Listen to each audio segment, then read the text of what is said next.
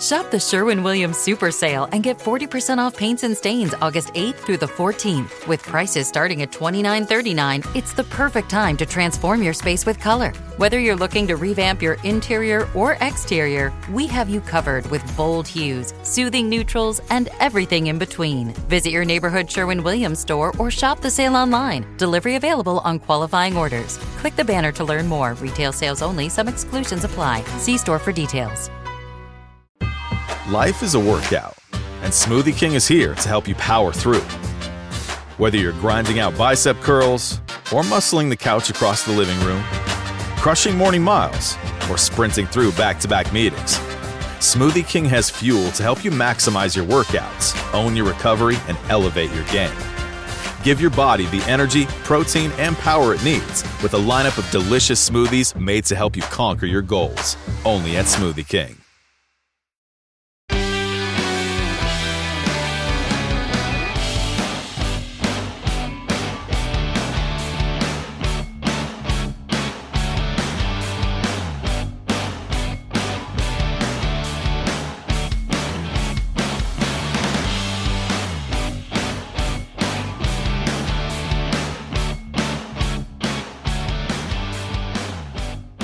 Manchu or what? No, I hate mustaches.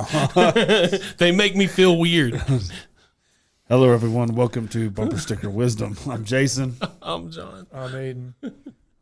We got Aiden back in the house. I mean, we're excited to have a guest this week. We haven't had one in a while. It's been a little while. It's been a little while, yeah. Last guest was Dad. Yeah, that was the last one. Yeah, sure enough. Yeah. Brother John's going to say a quick little prayer and we'll get started. Yes, sir. Heavenly Father, I thank you for giving us this opportunity, for allowing us to be here, to just take a few minutes to recognize you, to talk about you, to talk about life with you. And we just ask that you control the space, control our thoughts and our words, and allow us to say what it is that needs to be said today. And it's in Jesus' name we pray. Amen. Well, what's it been, about 8 months since last time you were on the show, Aiden? It's been a while. It's been a very long while. Yeah, it's been a long time. I can't even remember the last time. It was well before episode 52, which was the counting of a year, and we just crossed 83, so half a year right there. So it's roughly 7 months-ish. So where you been?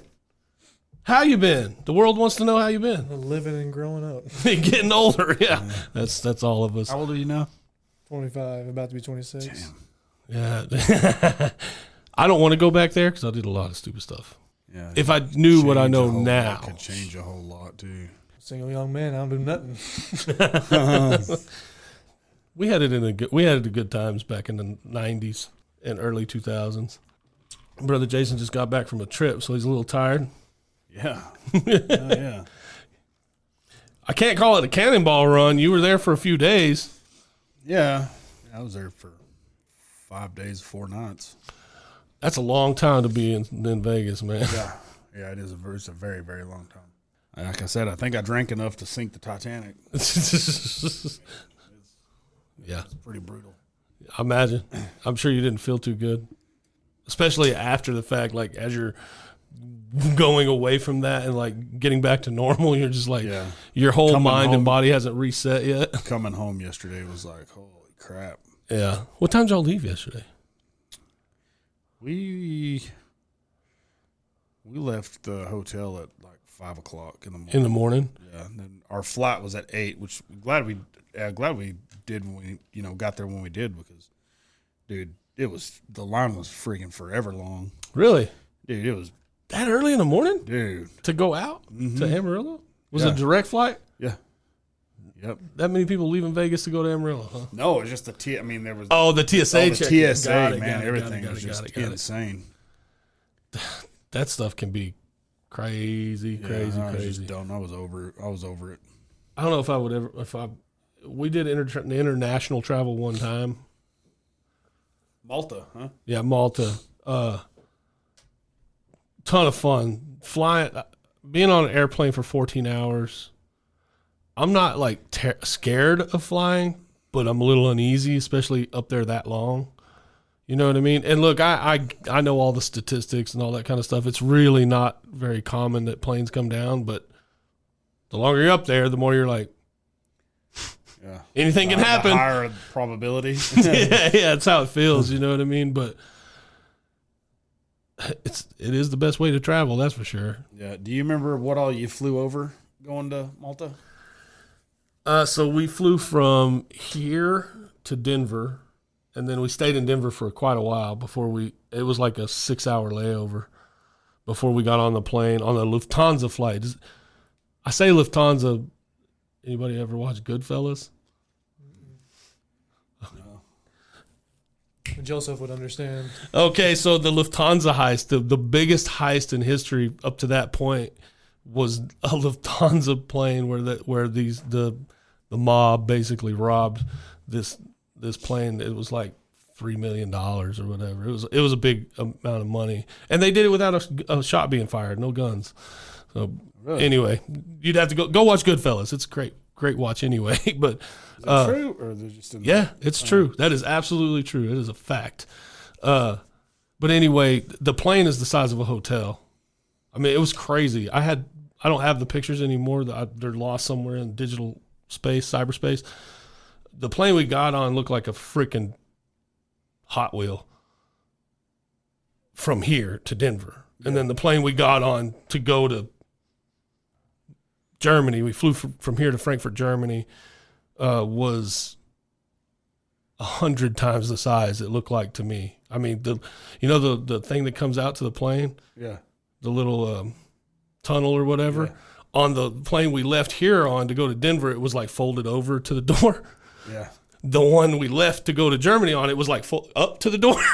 It was that big. It was humongous. There was third level. It was, well, maybe it was baggage, passenger, and then there was another level up here where the pilots were, and there was, I'm assuming, first class. There were stairs and all that. And we were in the air for 14 hours. We flew from Denver. We went north and went up over New York, all the states north and east, right? From Denver over New York. It was Iceland. It was Greenland. It was like that. We've talked about this before, the arc to it. And we flew over the top of, because Germany, it's like northeast of, Frankfurt's like northeast of London. So we flew over that. We flew over Ireland. We landed in Frankfurt, Germany. It was 14 hours. I was exhausted. I can't sleep on a plane. Like I said, I'm not scared of flying, but I'm like a little uneasy, feel a little anxious about what we're doing here. You know what I mean? So everybody around me's out. I'm sitting over here I can't. Oh yeah. All I need is something to lean my head on. I can sleep anywhere. Yeah, I couldn't do it, man. Every little bump would make me, you know what I mean? It wasn't until that last leg. For everybody that can't see, he's doing the crack shack shake. You know what I mean? The crack shack shake. Like the twitch, right before one of them goes to try to lick their own ear. Jeez. That's exactly right. That's exactly right. And then when we landed in Frankfurt, we were there a couple hours, and I slept a little bit sitting there waiting. And then we got on the last little flight to Malta. I've told you about the scene that I saw, that little mountain valley. It had to be over the Swiss Alps, or we were flying through mountains, and there was this two little mountain ranges in this valley where this little picturesque, there's the sun's peeking through, and it's just I'm looking out the window at this going, dude, I want to go, where's that? Yeah. I want to go there. You know what I mean? Yeah. Of course, I'd go there and it'd be like some Hills Have Eyes stuff or whatever, you know what I mean? But we flew out there, and then, so coming out that, you have to go over Italy and all that kind of stuff. And then, because Malta's due south of Italy. Yeah. And we saw, we went, I believe it was in March, right? So it's technically, it's not warm yet, you know what I mean? But spring. The ice caps are melting. Things are melting. You know, the icebergs are melting. And as we're going into land in Malta, I see these. I thought it was wave caps. You know how the waves, like, it looks white? It was chunks of ice in the water, in the ocean, as we're coming down towards Malta. Like, we were too high up for me to tell, but I would imagine they were the size of this table, just chunks of white spots everywhere. I just assumed it was wave caps, but it was actually ice. Chunks of ice out there. Pretty crazy. Landing in Malta was really interesting because it looked like we were about to drop down into water. It was like water, ground. Yeah. That was pretty wild. That's how it is when you fly into like St. Lucia and the Bahamas and stuff too. Like Little bitty islands. Like you're sitting there just looking down. Like you're just sitting there like, oh, like all you see is water, and you can like you can see stuff moving around in the water. Yeah. And then all of a sudden it's like there's the runway. Like, oh. Wow. Okay. Yeah. And it's not, St. Lucia's not a little, I mean, it's small, but it's not that small. I think Malta, roughly, the main island of Malta, is probably half the size of the big island in Hawaii. It's not as big as the main island in Hawaii. It's about half of that. But it's big enough landmass that it's miles. You know what I mean? It's not like you're going to miss it in an airplane. But it was a little freaky coming in there because, again, like you said, it's like all you can see is water. I'm like, bro, when's the land going to come into play? It's a 2-hour bus ride from the airport to the resort, but it's a 30-minute helicopter ride. That would have been fun. Yeah. Never flown before. I'll pass on that. You don't want to fly? You don't want to fly ever on a plane or nothing? I mean, I'd like to go places where you have to fly, but I don't know if I can do it. I'd have to be on drugs or something. That's another one of my buddies. He's got to take Xanax before he can get on a plane. Yeah, I think I'd have to do the same. Again, it's like I've flown a lot. I flew a lot when I was young because I was how I got to see my dad when I did have chances. So like I'm like 6 on an airplane. I remember they used to give us the little wings. Yeah. When I would fly by myself and stuff, and the lady would come follow you. Yeah, stewardess would follow you everywhere, and like when you get off the plane, they make sure you get to somebody. They don't give a damn anymore. You're on and off. They don't care. Yeah. Get off this plane. Yeah, I had one follow me around, take me to go eat. When I flew to Minneapolis when I was a kid. I had like a long layover and wherever it was, but she like took me to this little restaurant and they gave them a coupon and they brought me a meal, and I'm sitting there and I'm eating and this lady's like watching me, and you're like, I'm just like, oh, what's going on here? Why are you watching me? Yeah. Get away from me. That's crazy. But yeah,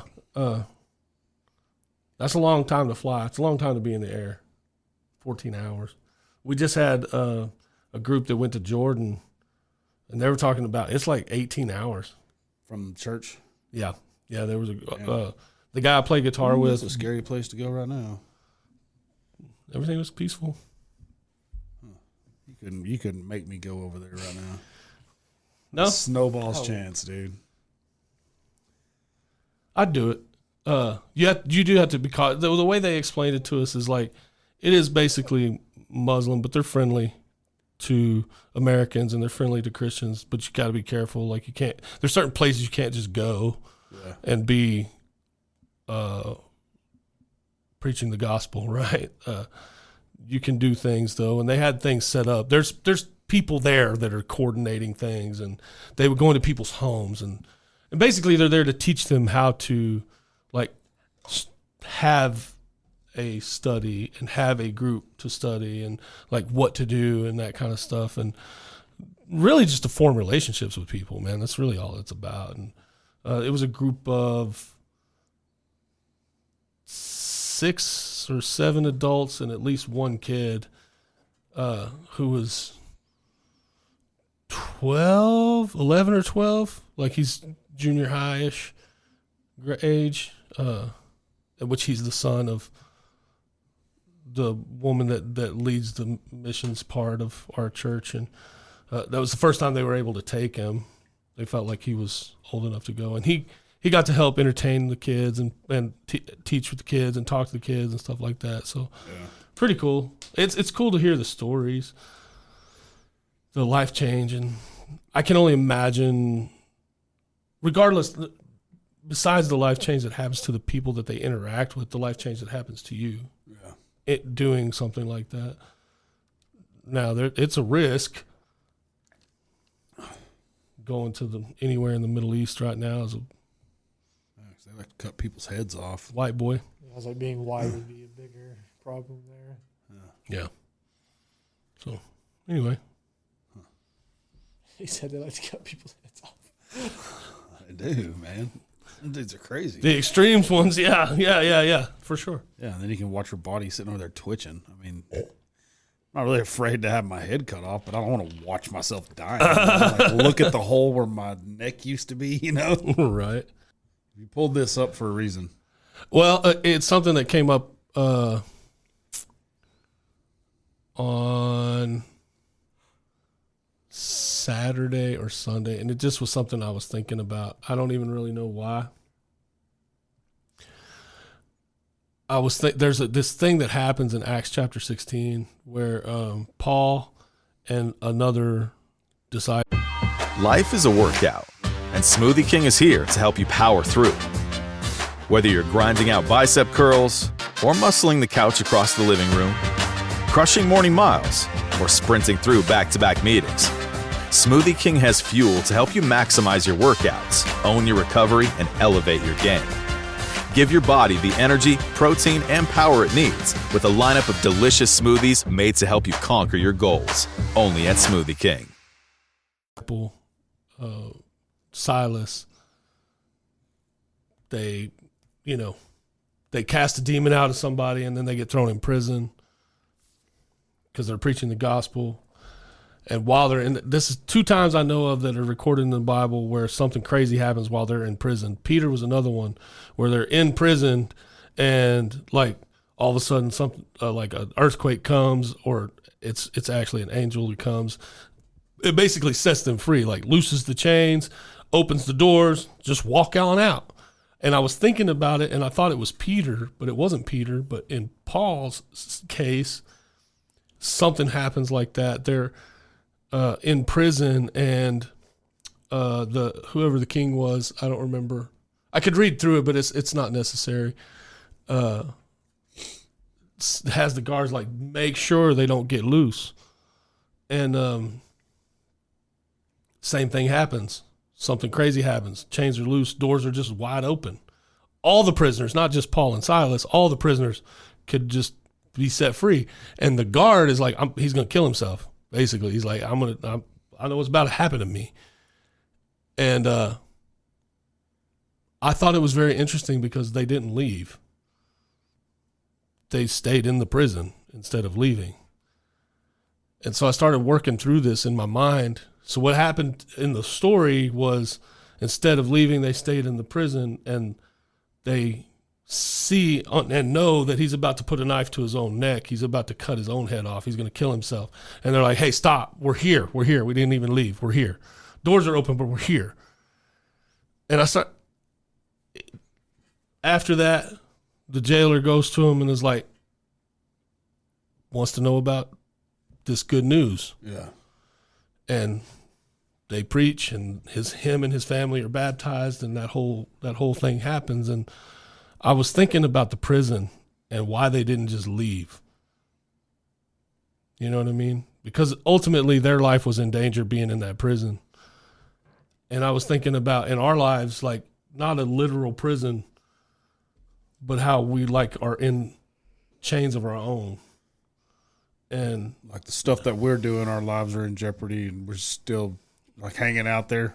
However, but we're free from it already. Is what I was getting at. Like, we're already free, but we choose to stay. And sometimes I think it's not necessarily that we chose to stay, it's that God kept us there for the benefit of somebody else. Yeah.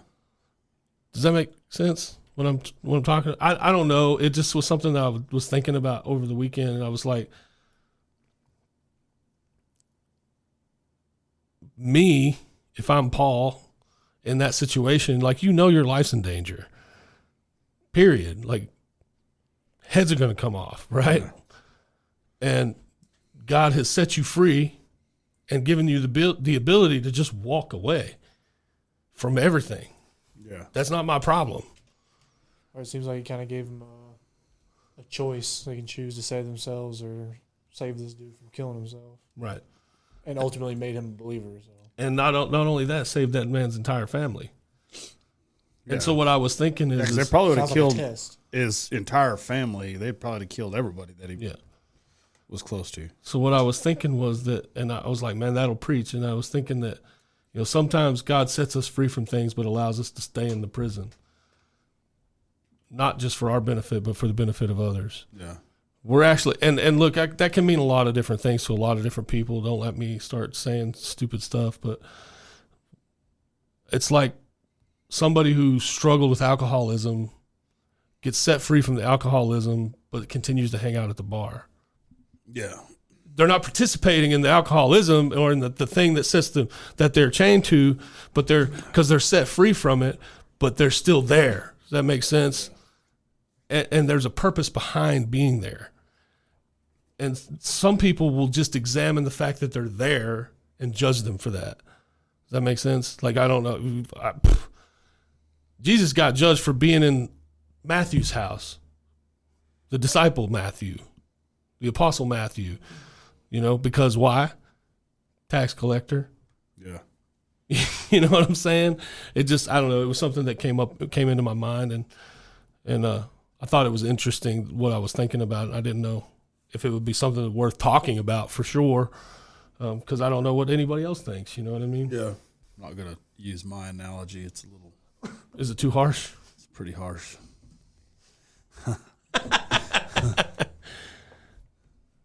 And then there was Sunday. There was at church. There was a guest speaker, and he was talking about. He said something that broke my heart, but it was also encouraging. And he said, "There's no reason that you should leave this place and be the same as you were when you got here." And I understood what he was saying, because he, as a pastor, as somebody who's pastoring a congregation, a pastor that's pastoring people, you witness people, you see them, and you see these people that you're pouring into, and you see them stay exactly the same. Yeah. And how frustrating it is, and how discouraging it is. You question yourself. It's no different than what we do here, right? Like, you question that, because it's like, who's it helping? Yeah. Right? Who's it helping? Whose life is being changed? And it reminded me of the way the Bible reads. I don't know if you remember this. One time we were reading Colossians or Galatians, I don't remember. And he's going through this whole list of bad, like what sin does. Essentially, the wages of sin is death. And then it gets to a sentence and it says, "But thank God," and goes on to tell you what Christ did, right, to pay all of that. And it's like, the bad news is, as people, and as people that we try to, the people we try to shepherd, and the flock that we try to shepherd, that's not our responsibility. But at the same time, like, Christ paid the debt already. Doesn't mean they should do all these things. I'm just saying, like, the discouragement isn't ours. We shouldn't be discouraged because that person isn't showing evidence of change. The truth of the matter is change takes time. AKA people are stubborn as hell. Don't you think God knew that, though? Well, yeah, that's what I'm saying. Like, I'm telling you that people are stubborn. And, I mean, I always hear in movies, like, people don't change, which, I mean, I think in a way some people, they do. Maybe you won't change completely, but something will be different. I guess the thing is like the reason it's discouraging is like, and you and I've talked about it before, about like going in there and just taking what you got and leaving it right there in the chair next to you and walking away from it. You know what I mean? It's happened to me. It's happened to you. It's happened to all of us. And it's like, man, there's this encouraging thing, this thing that could change my heart. But instead of taking it with me, I'm just going to leave it right there. Most of the time, that's in an uncomfortable place. It's an uncomfortable thing, right? We're willing to go so far in our discomfort, and then it's like, okay, that's too far. Yeah. I'm not going any further than right here. Well, if it's that uncomfortable, most of the time I won't even reach for it. I'll just let it go right over me. Just leave it on. Just let it go. I'm not even going to try. I'm not even going to pretend I'm going to grasp onto any of it. Yeah. Why? Why is that? And it's not just you. I'm not just asking you. I'm just like, why is that? Why do we do that? Because truthfully, that's damaging to us. Like, it's damaging us. We're allowing ourselves to be damaged. We're allowing ourselves to stay in that rather than accept and receive change and receive something better. Yeah. Why do we do that? I think, in my opinion or in my experience, I think most people nowadays are just in survival mode. People aren't comfortable with change because they've got comfortable with what they're just surviving on. And of course, everyone wants a better thing. No one wants shit to be worse. So they just I would say they're content with the bad too. If it's surviving. If it's even somewhat good, we're good right there. Yeah, but I think a lot of people have been hurt by reaching or by going a little further, trying to go a little too far. And once that happens, usually they go into survival mode because there's been some past trauma or I've heard this quote from a movie, and I think it's pretty negative to live by. But it's like, expect the worst and you'll never be disappointed. And it's like, you're just kind of living negatively then, I think. I mean, I get it. I mean, I sometimes like, oh, it ain't going to work out anyway, so why care? Yeah. Well, the idea I think that's a bitter person. For sure. Well, but the thing is like, we're all one step away from that. We're all one interaction away from becoming that bitter thing and that bitter person. You know, getting your heart broke one time sometimes can take you to the furthest end. You know what I mean? What's up? What's this you got here? I'll talk to you. Yeah, I was looking at you. Like, what am I reading? Yeah, I'm like, okay. what? I actually talked. Okay, I'll play this. I want to play this video for you, and it's a commercial. It's a commercial for Allstate, and this was actually a Super Bowl commercial. And I brought it up a couple of times before, but I couldn't find it. And today I was able to find it. So the thing is before I press play, I want you to imagine the guy that's playing the what's it called? Not chaos, mayhem. The guy that's playing mayhem. Imagine that he's the devil. And just listen to it. Okay. I'm the voice inside your head. And while you're typically athletic, right now, you're pathetic. Rick. And once you start listening to me, it's gonna be hard to stop. Shank.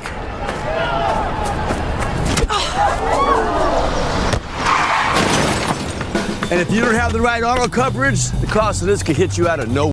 Okay, the rest of that is strictly commercial. Just listen to what the man said, right? I'm the voice inside your head. Yeah.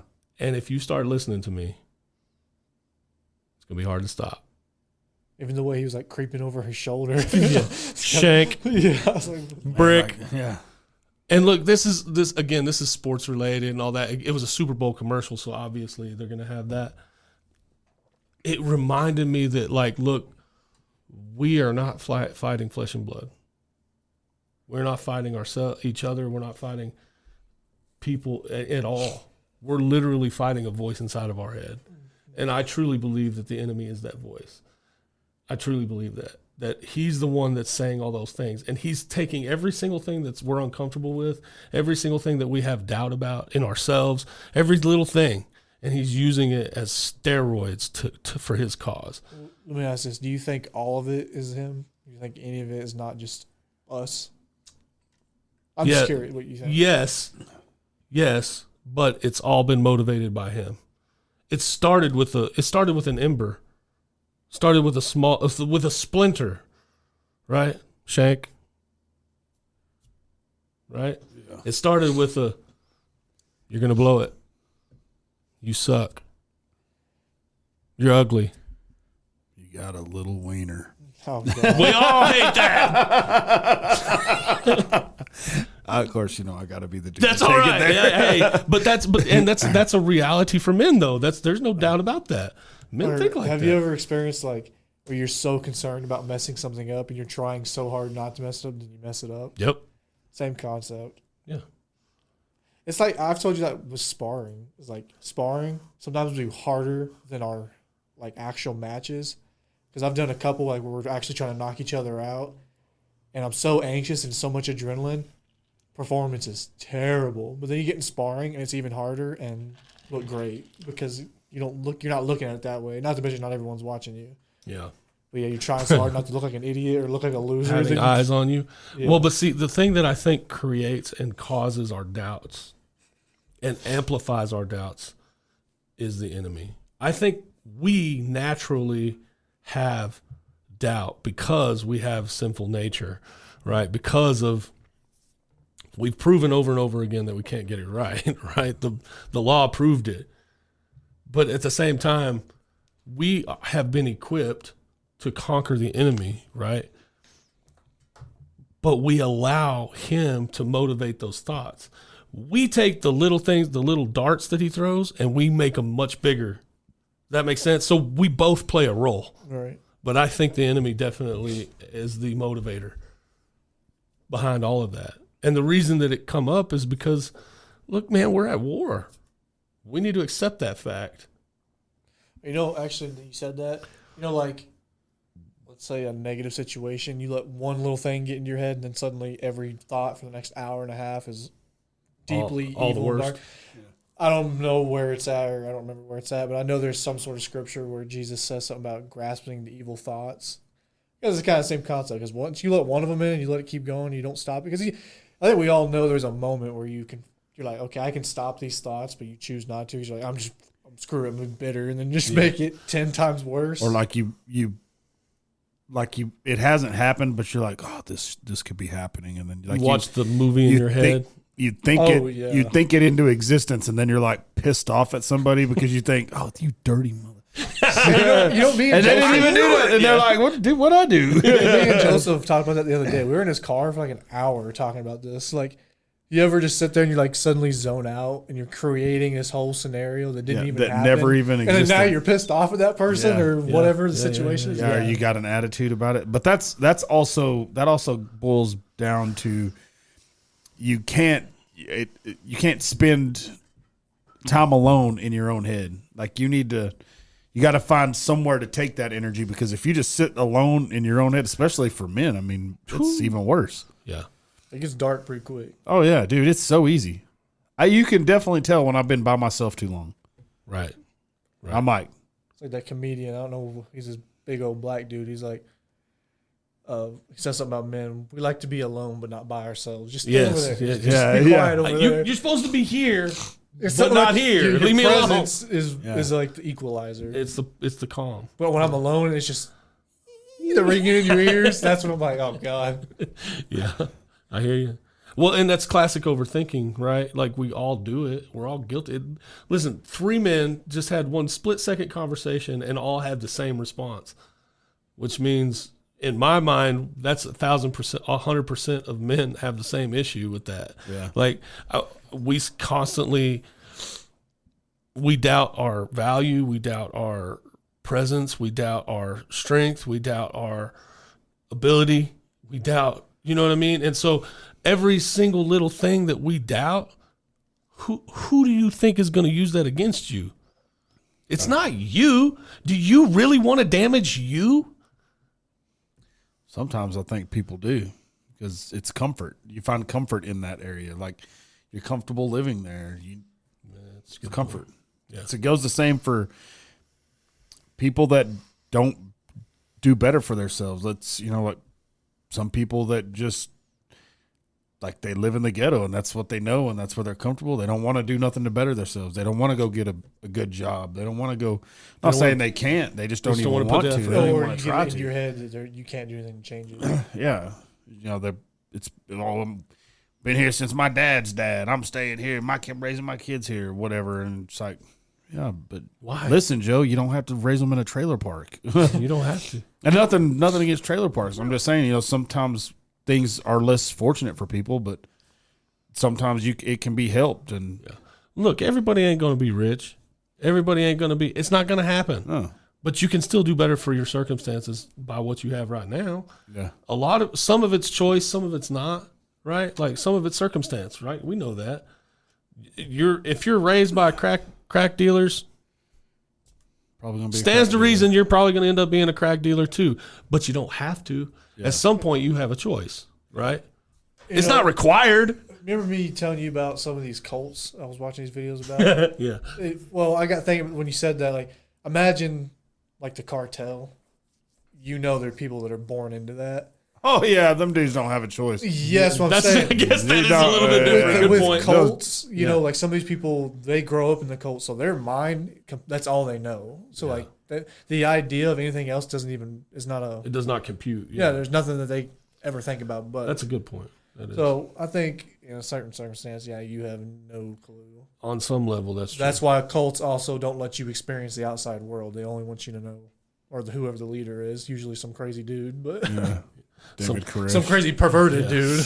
all kinds of dude. There's a bunch of them. Be careful what you check out. 17, 15-year-old wives and It's I tell all of them, like, I can heal you. All you have to do is have sex with me. So I don't know if you want that word in there, but that's seriously basically the gist of what they say. Yeah. Yeah. People are strange.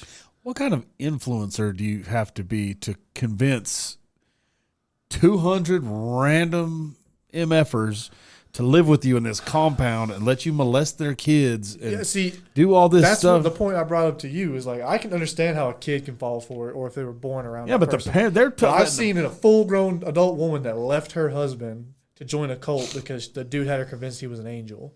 I don't feel sorry for that woman. That to me is you're an idiot if you really fell for that. Like, and for me, I would be like, you have to show me some miracle for me to believe that. Yeah, because but see, we have a skepticism about us. Some people are okay. This is it right there. Some people want it so bad. They want to see something like that so bad that they become gullible. Bro, I do too, but I'm not.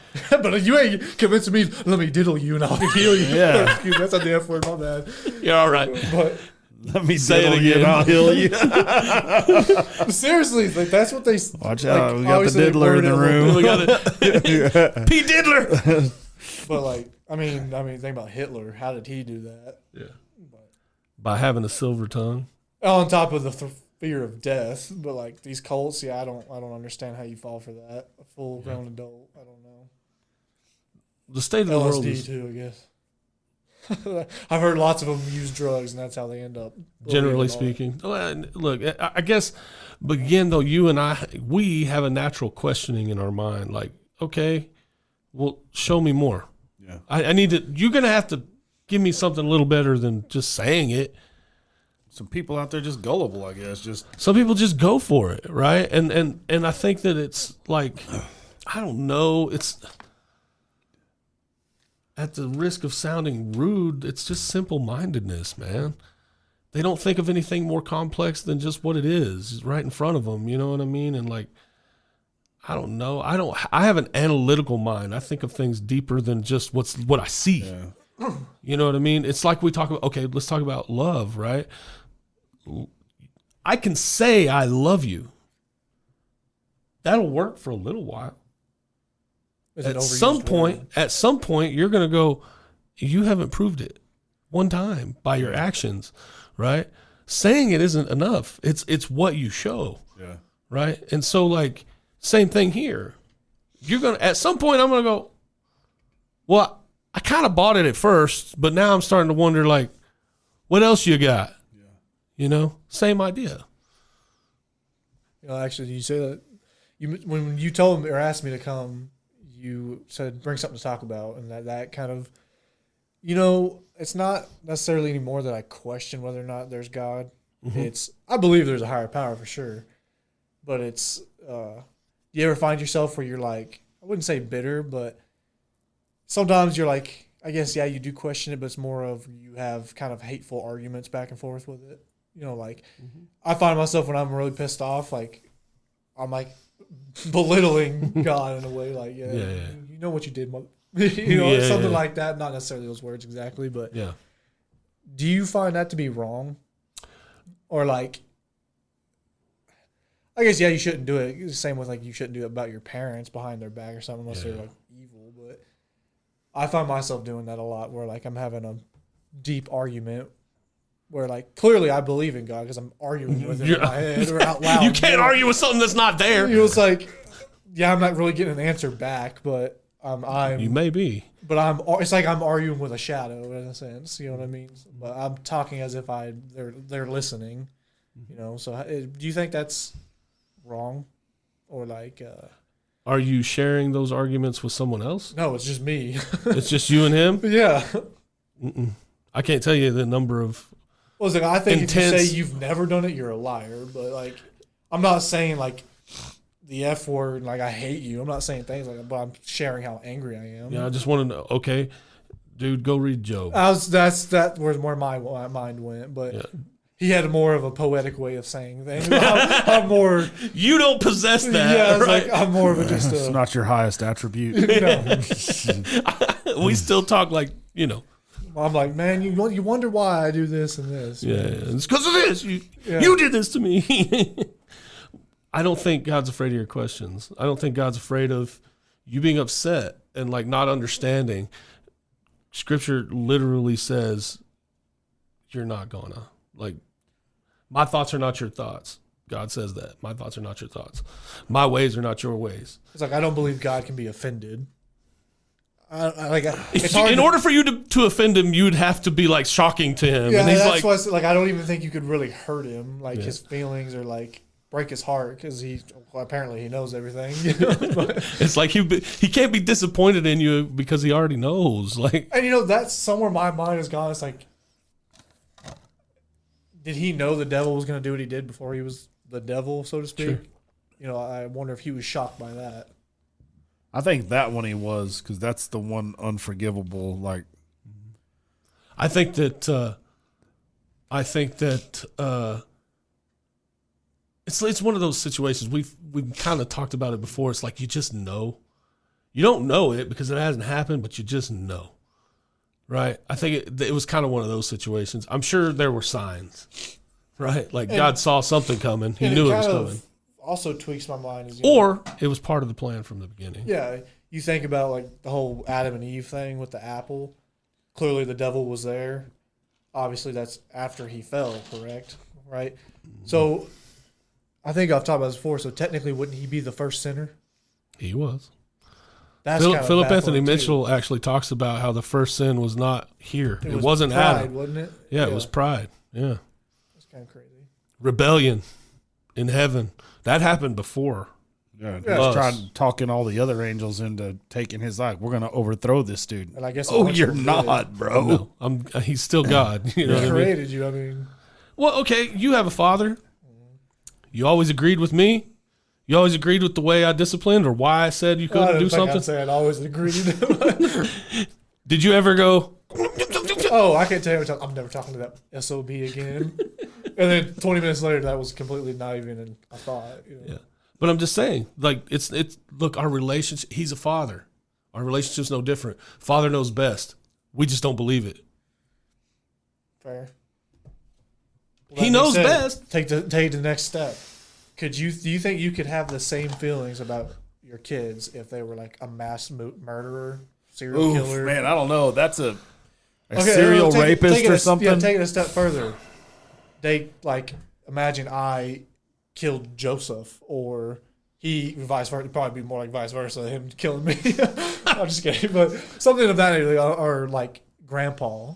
You know, like obviously, I think he could do that.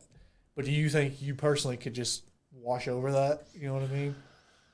'Cause I don't think I could. I would want to strangle him. Way to back me in a well, corner. hold on. Well, I'm just saying. No, okay. That's a good question. I think It is. I think it is forgivable, but it's like it comes with time. It's going to take. You're going to have to go through the hurt and the healing. It's going to be the same way for him. Like if one of us was to murder somebody, that's his child too. It's going to be the same way for him. It's gonna the shock and the awe is going to hurt him. I'd have but to you just- imagine with humans, though, it would never be the same after that. Okay, Like, so you it might wouldn't. still love me deep down, like I hope for the best, but that relationship is over. Dude, there's people out there that their parents were serial killers and their kids are still like, He's my dad. yeah. I mean, there's So- instances where Well, I've heard the same thing about abusive So parents. okay, I have a weird relationship with familial bonds, like blood familial bonds. Like I don't have a ton of familial attachments, right? So I have a weird relationship with familial bonds. I actually have closer relationships with people outside of blood. Well, same for me. Right? Like you with your best friend John, me with Jason, right? Like those bonds are closer to me than my actual family in most senses, right?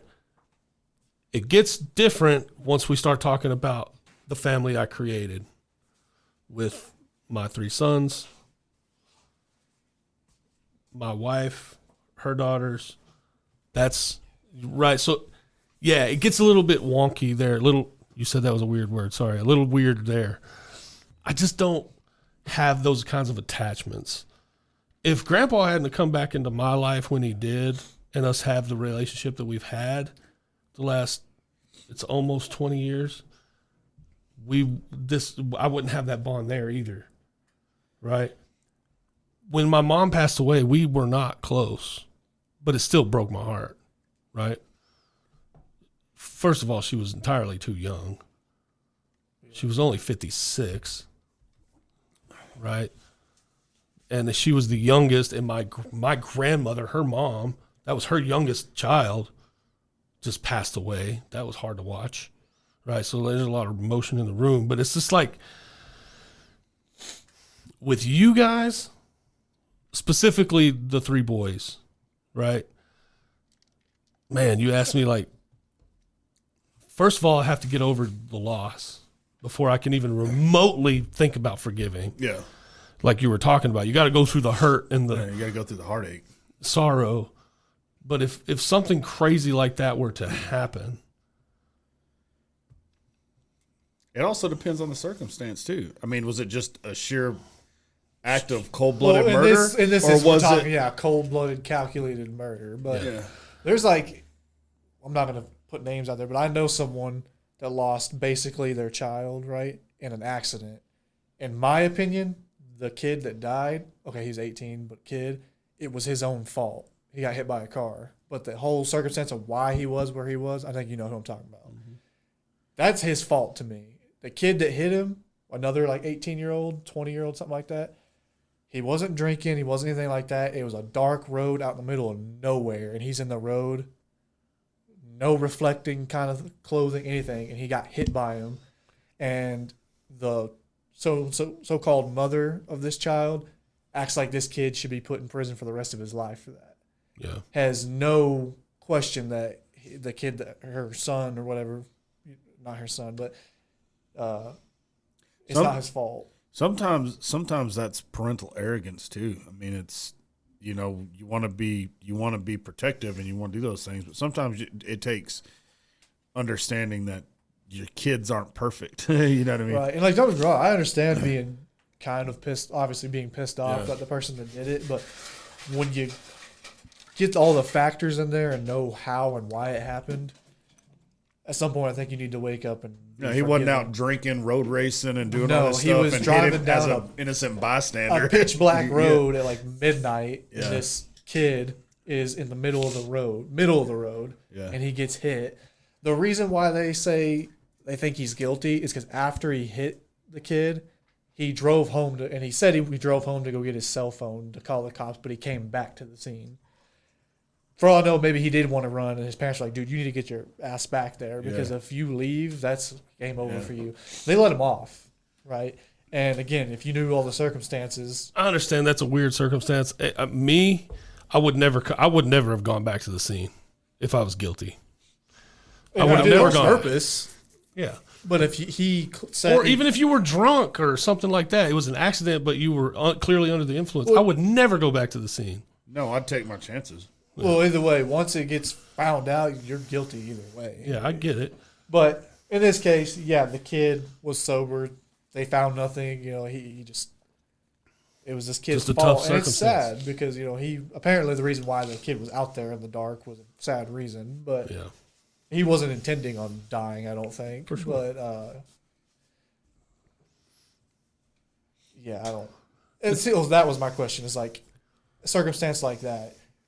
Say someone accidentally hit and killed me, or some sort of something happened. I ended up accidentally being killed, right? And of course, they're sad because they didn't mean to do it. Could you forgive them and let them be at the funeral? I think I could. I think I could. It just depends. Would you hate them if you knew it was like complete? If there was full evidence it was an accident? You know my initial reaction, well, of course, would be, Well, yeah, you're gonna be pissed. I would have to know that I need all the evidence first. That kind of preaches, man. have you? Because we're not supposed to. I mean, that goes back to that. Could you forgive somebody that molested your child, kind of thing? Because according to Scripture, we are supposed to forgive. We're not supposed to be the ones to judge. Yeah. It's an old video. I'm not sure what the case is, but I believe this older fella's daughter was assaulted and murdered by this guy.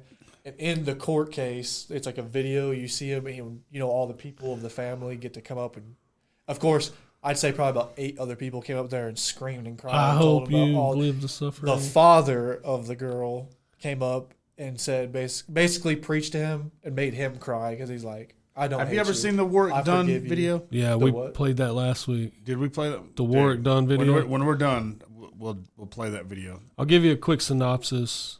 He was a young man getting ready to go to college. He's a running back in the state of Louisiana.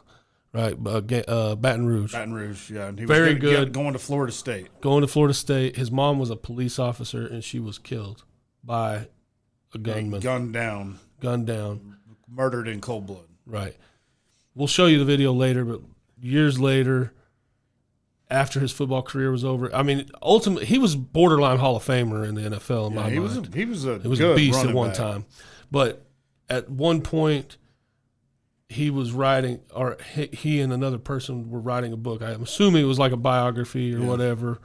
And the man asked him if you ever were able to come face to face with the man who killed your mom, what would you ask him? And he wasn't ready. Stood up and walks out. He just walked out. And then he comes back with 2 pages. Two pages of stuff written down. Ultimately, he ends up getting an opportunity to have that happen. He gets to go and sit in front of the man that killed his mom. And he goes through this scenario, and he kind of tells him what it did to him. And he said, but I didn't come here to hate somebody. I came here to forgive somebody. The character of the man's heart that it took to do that. Yeah. He tells him, I didn't come here to hate somebody. I came here to forgive somebody. Dude. That's hard. It messed him up so bad, he won't even, he doesn't even know how to be a husband or a boyfriend or any of that stuff, because he doesn't want to lose love twice. Yeah, he doesn't want to lose love twice. That's his mom was his everything, and she was taken out. And I think some people obviously will take it and be bitter the rest of their lives or get vengeance. Other people will be like, well, what would my mother want in this moment? Would they want me to kill him or Yeah. Vengeance is his. Yeah. Go ahead, sorry. It's funny you say that, because I watched a story last night on this chick, Amanda Taylor. Her husband was killed by his stepdad, unintentional overdose. He was trying to giving him pills or something, and he dies. Dang. And it eats her up so bad, she starts practicing witchcraft. She starts doing all this stuff, and she kills him in cold blood and posts all the murder pics on Facebook. That's consumed by vengeance. Dude, yeah. And so she talks this dude into going with her. This is basically her running mate in all this stuff. And they're going to go on a serial killer spree and all this stuff. And she said, oh, that's they're passing this lady. And she's like, oh, that's perfect. That's the one. And she hands him a .357. She says, I'm going to go get her and bring her back to the car. You shoot her in the face. So when she comes back, the dude has the guns hidden, and he won't even roll the window down to talk to that lady. And, she's like, I don't know what's going on with him. Thank you so much for your help. Well, anyways, that lady takes off running again, and jogging or whatever. And she gets in the car with him, and she finds the gun. And she freaking shoots him. And shoots him right. She the way it showed the video, the reenactment, she turned her head to keep the splatter from getting on her face. She turned her head. And what she did, she turned just enough and went through his jawline, down through his neck, and hit his collarbone and ricocheted out the side of his shoulder. Dang, didn't kill him. Didn't kill him. Now, she left him laying there to die. Messed him up. Yeah, of course, he was out. She leaves him laying there to die, but then she takes off. Well, she gets lost in the middle of the woods in Tennessee. So she can't figure out where else she's going. So she calls 911. Ask the bear for help. You seen those? She calls 911. She tells them who she is. She says that if she sees any cops, she's gonna kill herself. But she needs out of the situation she's in. So they ask her, like, well, where are you at? Blah. And she's dumb enough to tell them. Well, then they find her. She doesn't do anything. Like they arrest her, no incident or nothing like that. And they're like, hey, where's this Sean Ball guy that was with you? And she tells them, and they go over there, dude, and he's still alive. But he even got murder because he hit the dude that when she was stabbing the guy, he hit him with a crowbar. So he got 41 years. And he's not even the one for swinging a crowbar. But he was so infatuated with her, he made up all these lies about how he was in the Navy and he's like special ops and all this stuff, like trying to impress her. He's talking about, I've killed people. So she took it. She's like, well, let's go kill somebody then. But she swung straight vengeance. Yeah. She lost her kid. I mean, like, dude, she just I think wigged that out. what it reminds me of is that some things are not ours to deal with, right? I think that's the thing. If you give it all to God, He's going to coach you through that anyways. At some point, even though, here's the problem: we want to see it, right? Tangible. And you want it now. I want to see it, and I want it now. I want to see the vengeance. I want to see the wrath of God come down on this man, woman, child, whatever that did this thing. I want to see it. I need to see their eyes popping out of their head. I need to see all of it. But that's not up to us, right? At some point, all of that. Okay, just because they are forgiven doesn't mean that they don't receive their punishment while they're living. Sometimes the punishment of being forgiven, the burden of knowing that you were forgiven, like we do something shiesty and they're like, man, you know what? I forgive you. That's punishment enough because it's like, like I'm not mad at you. I'm disappointed. Oh, that hurts. Let's say about that dude that killed that dude's daughter. While everyone's belittling him stuff, he's just sitting there like a hardened thug or whatever. But when the dad walks up and preaches to him about how he forgives him and everything, he started crying. You know what I mean? Yeah. I can imagine that ate him up after that. Yeah. The burden of being forgiven. That's something I hadn't considered. Yeah, I mean, that's... You don't think about it. It makes... Okay. I just hadn't considered it that way. Like, I understand exactly what you're talking about because I feel that. Yeah. You know what I mean? But that's a... You feel like a scumbag. yeah. That's a deep, deep thought process to go through. Like, do you really think, though, that God wants you to... that Christ paid the penalty so that we can hang on to the burden? He wants us to just receive it freely, right? Yeah. Without cost, without penalty. The cost is letting go of self. What's good for myself, that's the cost, right? So the burden of being forgiven is shame, right? Guilt, shame. Guilt, shame. Do you not believe that those two things, guilt and shame, are tools of the enemy? Well, the voice inside your head? Yeah. Well, I mean, at the same time, isn't it kind of a good thing if someone forgives you, now you feel shame and guilt? Like, if you just didn't care, wouldn't that be worse? That's a bad sign, yeah, for sure. So if you were like, damn, I am. It's like sinning with no shame or sinning with no remorse. Yeah. Like if you ever get comfortable in your sin, in like sinning or in that sin, that's a bad sign. Like when you sin and you feel guilty and you're like ashamed, that means your character is in the right place. So on some level, what we're saying on some level is being ashamed of yourself is okay. On some level. Now, when you take, again, it goes like anything else, when you take it too far. You can't live your life in shame. Sure. But when you do something you know is wrong and shameful, it's okay to be ashamed. Yeah. Don't Like, stay ashamed. You know it's wrong. Like if you're going to a brothel and meeting up with strange women and you're married or you're the Coldplay Kiss Cam guy. I saw that. That's everywhere. I saw the thing. And you know what's wrong? You should feel the same. You know he's suing them now. He's suing Well, Coldplay? his wife put out a notice about leaving him and everything. Oh yeah. And then they've shown videos of her. She ain't got a wedding ring on no more. I was like, bro. It's not like they knew you were cheating, dude. They do that to everybody. No kidding. Yeah. So it's like You know, had they not acted like that, it probably wouldn't have blown up. we said that last week. Yeah, all you gotta do is play it off. But the way that they like ducked down. Immediately, it was all over everything. Yeah. If you The lady that recorded that, so I saw a thing, the lady that recorded that, she had no intentions of ruining anyone's lives. She just said the moment that she saw the reaction, she knew there was other people involved that deserved to know. So it's like, dude, I mean, she kind of has a point. I mean, seriously. I mean, wouldn't you want to know? And like you were saying, maybe the husband, maybe the wife had been praying for a sign. Something's not like, right. Something's God, not tell right. me Something's what's wrong. not right. You know, this dude's going.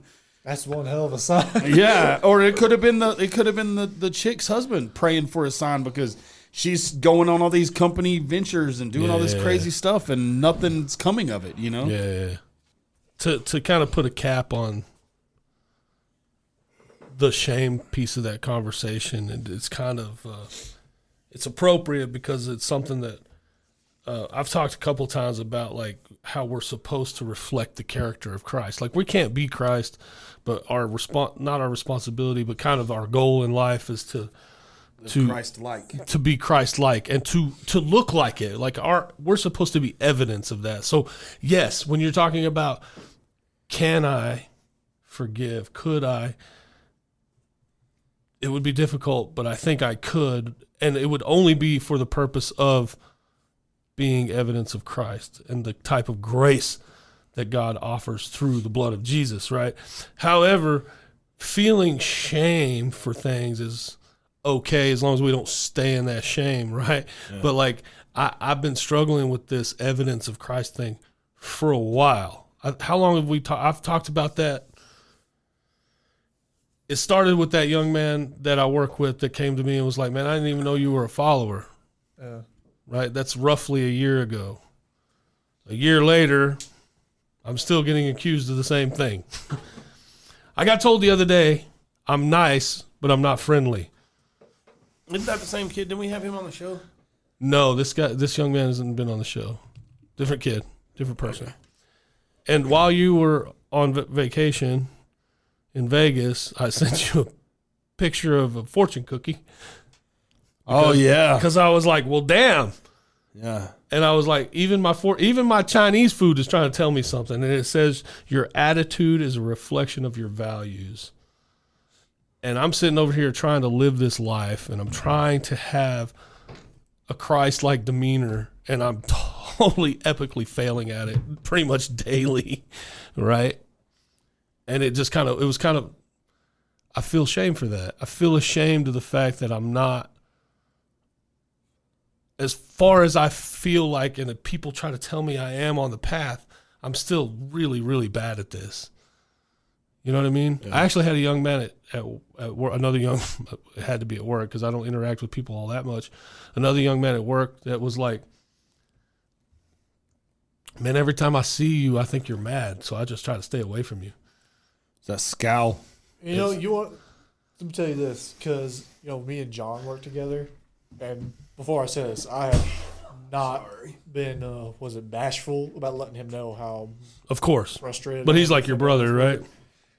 Yeah, so, like, that's how it is for me. Like, my day can be good, I can be happy and everything, but when I get to work, I am royally pissed off all day. I'm not trying to blame it all on him, but, yeah, he does not help it at all. You know what I mean? And I've tried to clarify that to him, and it just don't work. But that is a commentary on the fact that things around you will influence you, and the people that you love actually sometimes they piss you off better than anybody. Yeah. Oh yeah. Darn it. But they don't make things easy. Yeah. Here's the other thing about stuff like that is, like, then they ask you what the problem is, but when you tell them, you're the ass.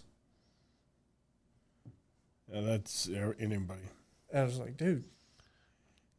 You, MFer, you're the problem. And it makes it even worse when they act like they did nothing wrong. Like, okay. If I really have to explain to you, that tells me how oblivious you are. Or better yet, put the shoe on the other foot. Let me do that crap to you all day. Right. I needed to see if I could share this with you. Of course, now I'm not going to see them because I get no internet service out here on my phone.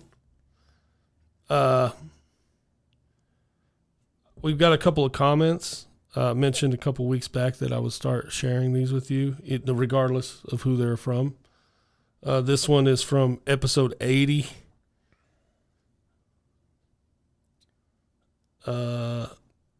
It says, first of all, I wouldn't look at a lack of response or comments as rejection. We were talking about like why we're doing this. Because your ministry is spreading the gospel, of course there will be rejection. However, I see you guys like the voice crying in the wilderness. Ooh. If that voice goes silent, untold damage is done whether you know it or not. Just as deliverance happens whether you know it or not. If yours is the only voice remaining, it is even more necessary and impactful. Though you don't see it yourself, keep speaking. Damn. Yeah, that was a lot. Calling you out a little bit. And then episode 81, we were talking about like how we take 2 steps forward, 1 step back, and we always just focus on that 1 step back. People focus on the 1 step back. I've made 4,000 steps and 2,000 back, but I've made 2,000 more forward. You know what I mean? So I've come a long way. You can make 9 steps forward as soon as you take 1 back. It's yeah. Yeah, look at this guy. Look at this chump. Well, think about it like this.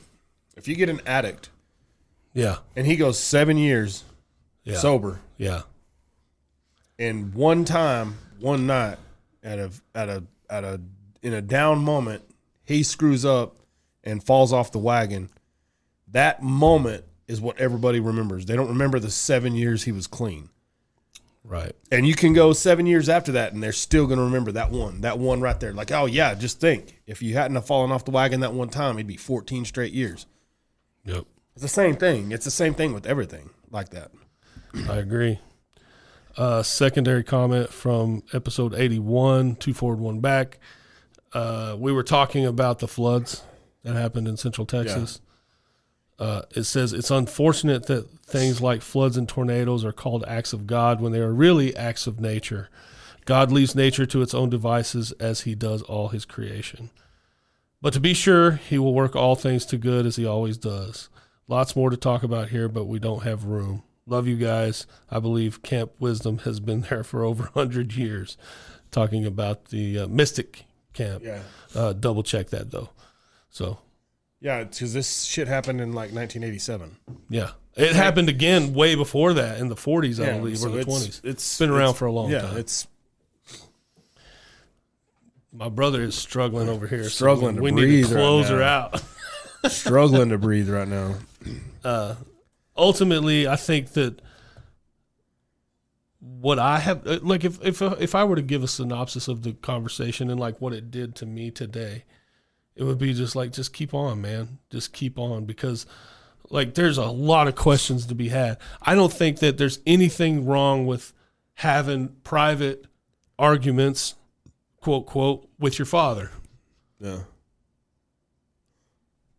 I don't. I guess it's kind of like how you've explained that only you can talk to the way you do to Grandpa, to anybody. Yeah, don't let me catch somebody else talking to him the way same, I will. I think it's like the same with me and John. Like I could be the most pissed off I've ever been to him, but if someone else comes at him size, I'm like, man, what's your Who damn the F are you, bro? Who are you? But, yeah, I keep wanting to say the F word, but Yep, we don't say the F word here. I cuss like a sailor. Sorry. How did the bullet lose his job?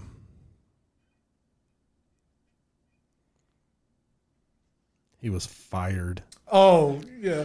Ouch! I was like, it's got to be something dumb. Something just obvious. Damn it, dude. I'm bad at this. Yeah, so bad. I thought it was a trick question. It's like, is he referring to something other than that? That's what I was thinking. Dang it, overthunk it. Just like everything else we were talking about. So simple. We're going to go Confucius way. Confucius say. Confucius say, this is a wisdom one. A great man is hard on himself.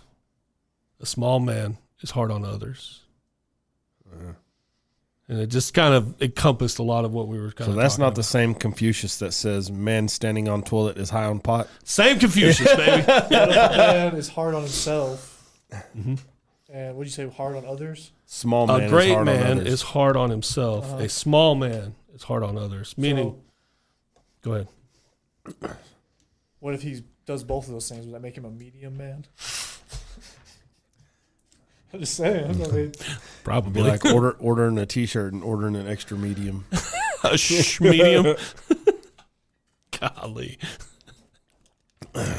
Well, this will be the first episode in a few weeks that we've had that we didn't have video. you're welcome. You're welcome. Hey, it's okay. It's okay. You're welcome. I just heard that on the old Alexa when I was walking out here with my waters. Are you serious? No, I think it was when I was walking out here the first time. Yeah, The Moana Moana. soundtrack. Was Oh, on- that's what that was. I was like, yeah, I've it was heard playing that on somewhere. on the Alexa.